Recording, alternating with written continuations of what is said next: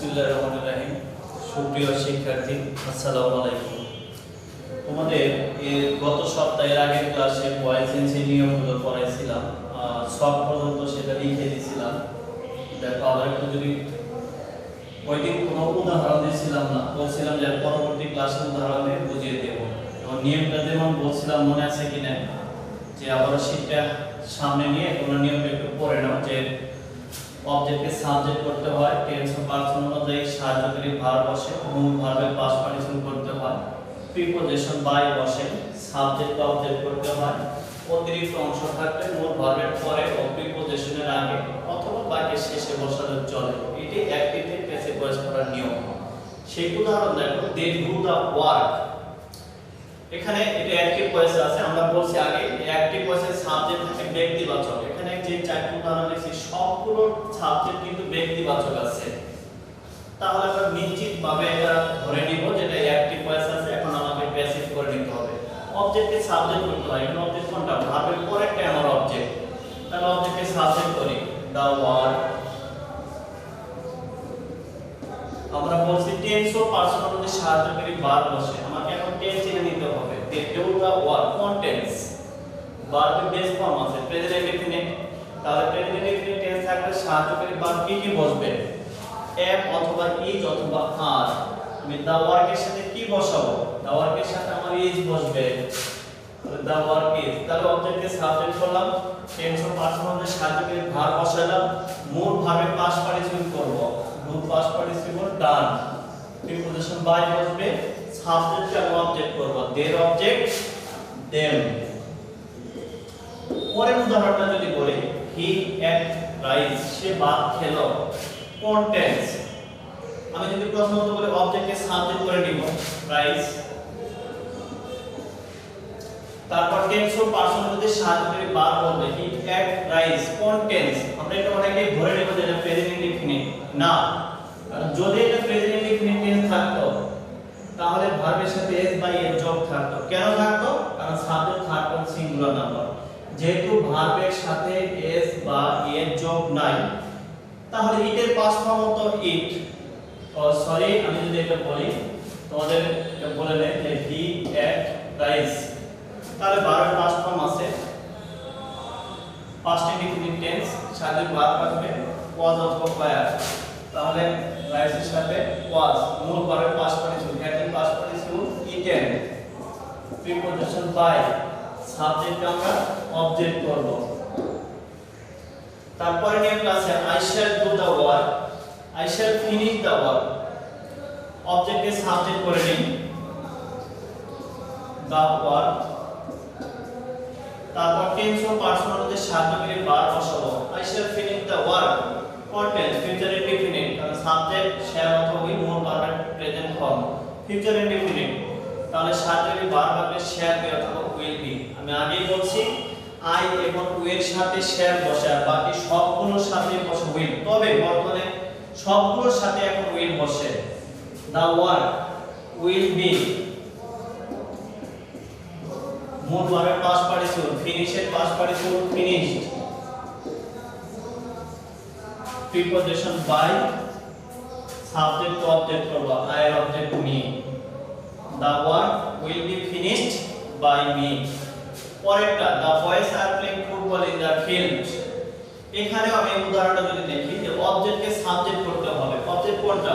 মূল ভার্বের পরেরটাই আগে বলছে অবজেক্ট। প্লেইং, প্লে হলো মূল ভার্ব, পরেরটা হলো ফুটবল, এটা আমার অবজেক্ট। বাকিটুকু যা আছে এটা অতিরিক্ত অংশ। তাহলে অবজেক্টকে সাবজেক্ট করে নিই, ফুটবল।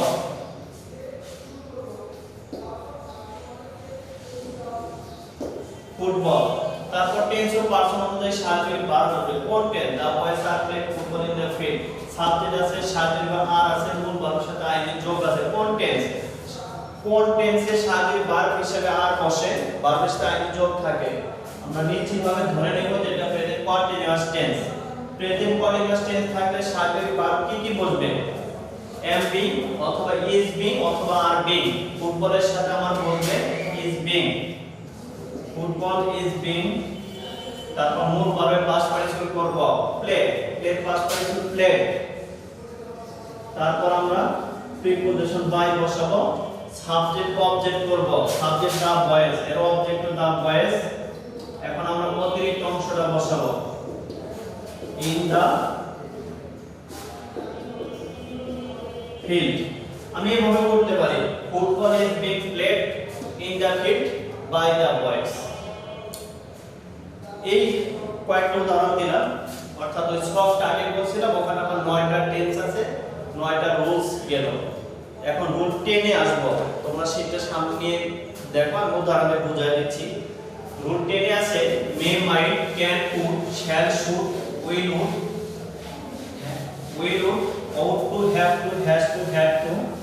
এই মডেল অক্সিলারি ভার্ব যুক্ত অ্যাক্টিভ ভয়েসকে প্যাসিভ ভয়েস করার নিয়ম।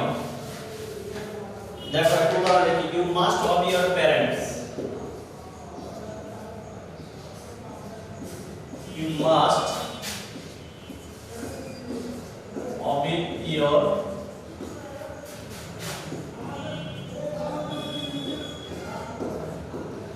parents। দেখো আগে বলছি may, might, can, could, shall, should, will, would, must, have, can, can, অর্থাৎ মডেল অক্সিলারি যুক্ত অ্যাক্টিভ ভয়েসকে প্যাসিভ ভয়েস করার নিয়ম। প্রথমত অবজেক্টকে সাবজেক্ট করতে হবে,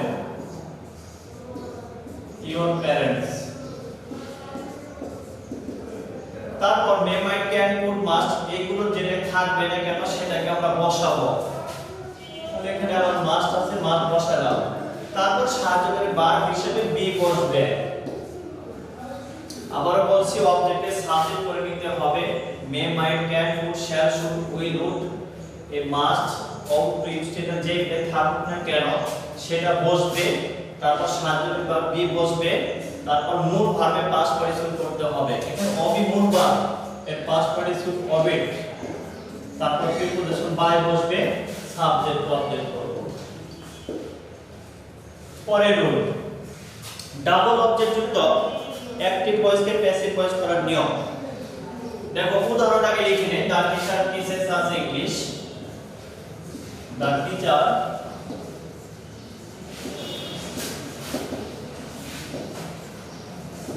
teaches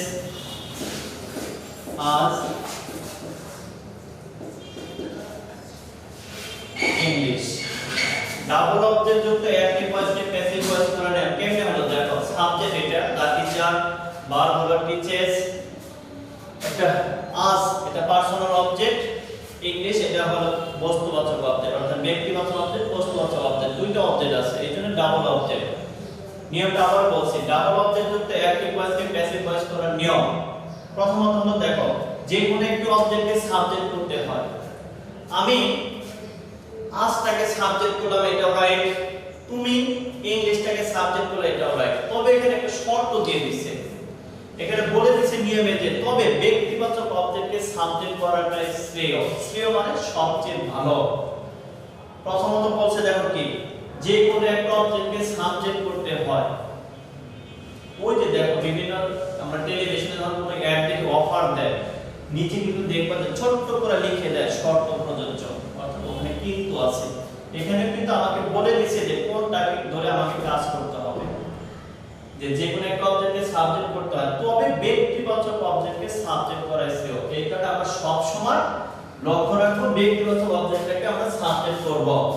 যেমন আজ এর সাবজেক্ট ওই, তারপর টেন্স ও পারসন অনুযায়ী সাহায্যকারী ভার্ব বসাতে হবে। দা টিচার টিচেস আস ইংলিশ, ভার্বের সাথে ইএর যোগ হয়েছে, নিঃসন্দেহে এটা প্রেজেন্ট ইনডেফিনিট টেন্স, কারণ আমরা জানি একটা মাত্র টেন্সে ভার্বের সাথে এস এর যোগ হয়, সেই টেন্স হলো present indefinite tense. Present indefinite tense হলে সাহায্যকারী ভার্ব কি বসবে, এম অথবা ইজ অথবা আর। উইল সাথে আমার আর বসবে, উই আর। তারপর মূল ভার্বের পাস্ট পার্টিসিপল করতে হবে। টিচের পাস্ট পার্টিসিপল হলো টট, উই আর টট। সেকেন্ড অবজেক্টে চলে আসবে, সেকেন্ড অবজেক্ট কি আছে, English, we are taught English. তারপর আমরা প্রিপোজিশন বাই বসাবো, সাবজেক্ট টু অবজেক্ট লিখবো, সাবজেক্ট এখানে দা টিচার, অবজেক্ট দা টিচার। তাহলে এই নিয়মটা মনে থাকবে সবার। আবারো বলছি, ডাবল অবজেক্ট যুক্ত অ্যাক্টিভ ভয়েসকে প্যাসিভ ভয়েস করার নিয়ম। যে কোনো একটা অবজেক্টকে সাবজেক্ট করতে, অর্থাৎ ব্যক্তিগত অবজেক্টকে সাবজেক্ট করব, যেটা আমরা করেছি। টেন্স অফ পারসন অনুযায়ী সাথে বার বসাতে হয়, এটা প্রেজেন্ট ইনডিফিনিট টেন্স আছে, সাথে বার বসাচ্ছি এম ইজ আর, যে কোনো একটা আসবে অর্থাৎ আর আসবে, মূল ভার্বের পাস্ট পার্টিসিপল করছি, দ্বিতীয় অবজেক্ট এনে বসাইছি, প্রিপোজিশন বাই বসাইছি, সাবজেক্ট অবজেক্ট করছি। পরের নিয়মটা দেখো, subject plus verb plus object plus present participle যুক্ত অ্যাক্টিভ ভয়েসকে প্যাসিভ ভয়েস করার নিয়ম। যেমন আমি যদি তোমার এখানে উদাহরণ দেই, তোমার ক্লিয়ার হয়ে আসবে। We saw him reading a বুক, দেখো তো আছে কিনা।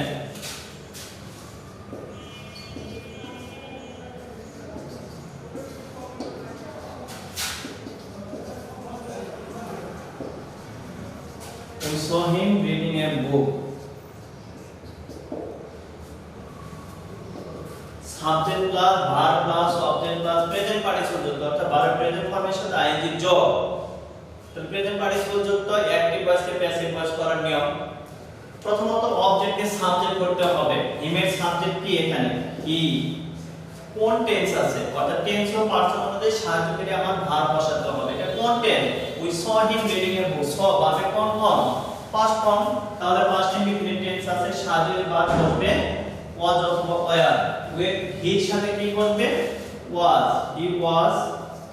মূল ভার্বের পাস্ট পার্টিসিপল করতে হবে। সর past participle seen. He was seen. তারপর প্রেজেন্ট পার্টিসিপল যুক্ত অংশটা চলে আসবে, reading a book. He was seen reading a book. He was reading a book. তারপর প্রিপোজিশন বাই, তারপর সাবজেক্ট অবজেক্ট করতে হবে। where object us। Rule 13 number rule চলে গেল। এখন আমরা 14 নাম্বার 12 নাম্বারটা চলে গেল। 10 12 13 থেকে দেখো ইম্পারেটিভ সেন্টেন্সে যে মূল ভার্ব দ্বারা শুরু হলে কিভাবে প্যাসিভ করতে হবে, ডন অথবা ডন দ্বারা শুরু হলে লেট যুক্ত ইম্পারেটিভ সেন্টেন্সকে একসাথে প্যাসিভ ভয়েস করার নিয়ম। তারপর নেভার যুক্ত মূল verb plus back plus object থাকলে, তারপর প্লিজ অথবা কাইন্ডলি থাকলে। দেখো উদাহরণগুলো আমি লিখে নেই, তারপর তোমাদের বলতেছি।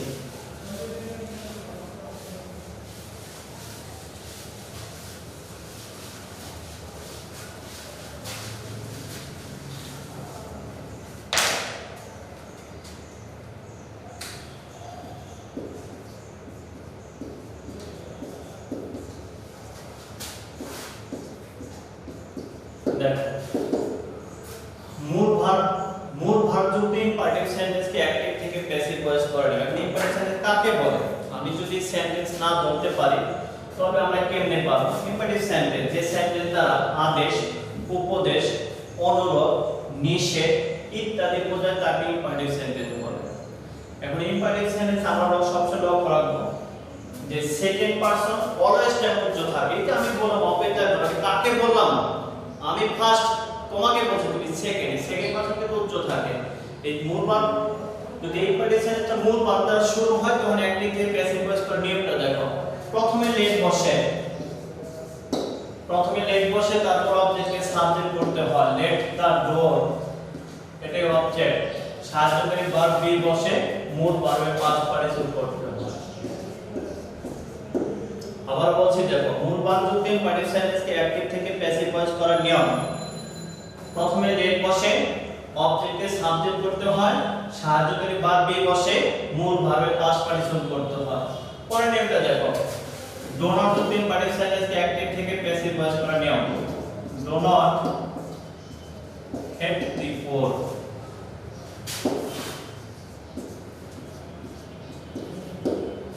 দেখো ডো নট যুক্ত ইম্পারেটিভ সেন্টেন্সকে অ্যাক্টিভ থেকে প্যাসিভ ভয়েস করার নিয়ম। প্রথমে লেট নট বসে, তারপর অবজেক্টকে সাবজেক্ট করতে হবে, তারপর সাহায্যকারী ভার্ব বি বসবে, মূল ভার্বের পাস্ট পার্টিসিপল করতে হবে। হেডের পাস্ট পার্টিসিপল হেডেড। পরের নিয়মটা দেখো, লেটস যুক্ত ইম্পারেটিভ সেন্টেন্সকে অ্যাক্টিভ থেকে প্যাসিভ ভয়েস করার নিয়ম। তো let him write the letter.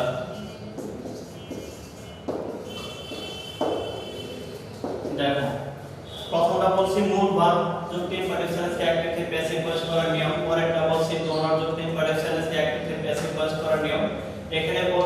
Late যুক্ত, যদি ইম্পারেটিভ সেন্টেন্সে লেট থাকে এরকম সেন্টেন্সকে অ্যাক্টিভ থেকে প্যাসিভ ভয়েস করার নিয়ম। প্রদত্ত সেন্টেন্সে লেটটা বসবে, এখানে লেট আছে আমি লেটটা বসায় দিব। তারপর অবজেক্টকে সাবজেক্ট করতে হবে, এখানে ভার্বের পরেরটা যেহেতু অবজেক্ট, এখানে অবজেক্ট হলো দা লেটার, লেট দা লেটার। সাহায্যকারী ভার্ব এখানে বসাতে হবে আমার বি। তারপর মূল ভার্বের পাস্ট পার্টিসিপল করতে হবে, রাইট এর past participle written, W R I double T E N, written. তারপর প্রিপোজিশন বাই বসবে, লেট এর পরে অবজেক্টটা বসবে।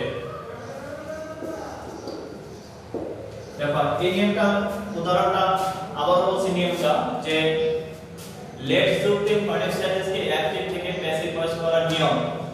প্রদত্ত সেন্টেন্সে লেটটি বসবে, অবজেক্টকে সাবজেক্ট করতে হয়, সাহায্যকারী ভার্ব বি বসে, মূল ভার্বের পাস্ট পার্টিসিপল করতে হয়, প্রিপোজিশন বাই বসে, লেটের পরের অবজেক্টটি বসে। পরের নিয়মটা দেখো,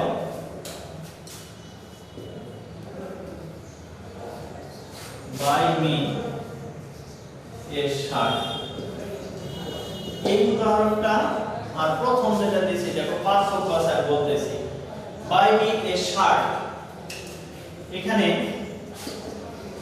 আমাকে একটা শার্ট কিনে দাও, মূল ভার্ব প্লাস ব্যক্তিবাচক অবজেক্ট প্লাস বস্তুবাচক অবজেক্ট যুক্ত অ্যাক্টিভ ভয়েসকে প্যাসিভ ভয়েস করানো। এর আগে কিন্তু মূল ভার্বের পরে বস্তুবাচক অবজেক্ট ছিল, ব্যক্তিবাচক অবজেক্ট ছিল না, কিন্তু এখানে কি বলতেছি, মূল ভার্ব প্লাস ব্যক্তিবাচক অবজেক্ট যুক্ত ইম্পারেটিভ সেন্টেন্সকে অ্যাক্টিভ থেকে প্যাসিভ ভয়েস করার নিয়ম।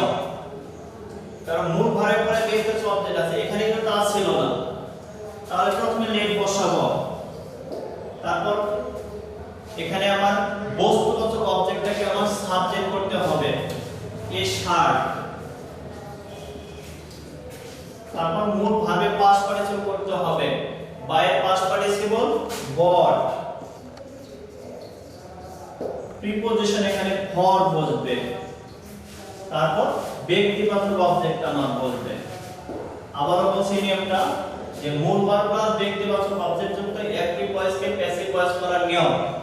প্রথমে লেট বসবে, বস্তুবাচক অবজেক্টকে সাবজেক্ট করতে হবে, সাহায্যকারী ভার্ব একটা ভার্ব ফেলা রাখছি তোমাদের, সাহায্যকারী ভার্ব বি বসবে, তারপর মূল ভার্বের পাস্ট পার্টিসিপল করতে হবে, প্রিপোজিশন ফর বসবে, ব্যক্তিবাচক অবজেক্টটা বসবে।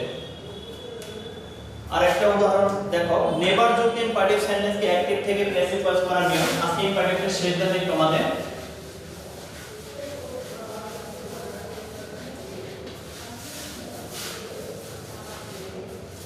নেভার যুক্ত ইম্পারেটিভ সেন্টেন্সকে never tell a lie,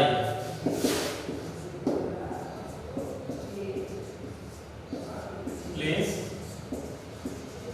help me. দেখো নেভার যুক্ত ইম্পারেটিভ সেন্টেন্সকে অ্যাক্টিভ থেকে প্যাসিভ ভয়েস করার নিয়ম। প্রথমে লেট নেভার বসবে, তারপর অবজেক্টকে সাবজেক্ট করতে হবে, এ লাই, সাহায্যকারী ভার্ব বি বসবে, মূল ভার্বের পাস্ট পার্টিসিপল করতে হবে, told, late never a lie be told.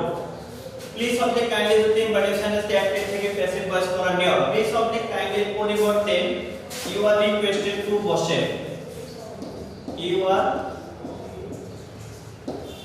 Requested to, তারপর প্লিজ অবজেক্ট কাইন্ডলি এর পর থেকে বাকি অংশ হবে। তো ইম্পারেটিভ সেন্টেন্স চলে গেল, অর্থাৎ টোটাল আমাদের নিয়ম আজকে পর্যন্ত 18টা পড়ালাম। বাকিগুলো আগামী ক্লাসে কাজ দেব, অর্থাৎ কালকে আরেকটা অতিরিক্ত ক্লাস নেব ভয়েস টেন্সের উপরে। তো সবাই ভালো থাকো, ভালোভাবে পড়ো। আসসালামু আলাইকুম।